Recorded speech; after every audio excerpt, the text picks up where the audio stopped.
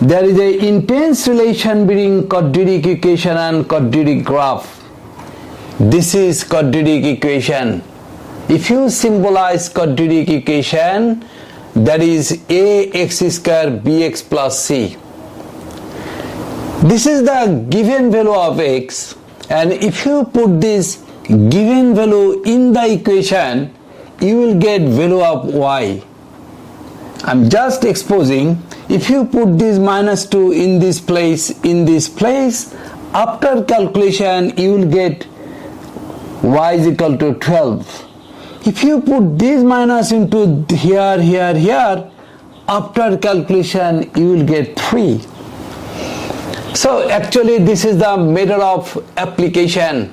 If you put the value of x and value of y over the graph paper, the graph will be converted into this. So previous time that was equation, now that is quadratic graph. The main talk of quadratic graph or quadratic equation is you have to observe when there is x square, you have to understand, oh, this is quadratic equation or quadratic graph. If you see cube, this is another types of equation and another type of graph, cubic equation and cubic graph. I'm not going there. My today's topic is quadratic equation and quadratic graph. And you need to believe only because of A. Only because of A. Are you watching? Because this is plus, I mean more than 0. If this is more than 0, the parabola will be like this.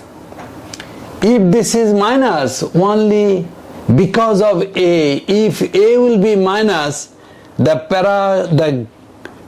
gradient will be like this, the graph will be like this. Again and again, this is not a lecture, this is practical explanation class. So again I am telling, after watching any equation, you have to detect, oh, this is quadratic or cubic graph or equation. In today's given equation is quadratic equation because you are watching x square. After putting this given value of x, y will be like this. After applying x and y, the parabola graph will be like this. This is not my talk, this is practical implementation. After putting this value, these value, these will be like this. If you put this minus 2 and 12, these will be. If you put minus 1, 3, these will be. If you put 0 and minus 2, these will be. So after coordinating this line and this line, this quadratic graph will be produced. So whatever the main talk have we got, the main talk, after getting a equation, the data have to be applied. After putting data, graph will be created. So graph to equation can be gone, equation to the graph can be created. One observing matter, if the value of, are you watching this on? This is the determining place.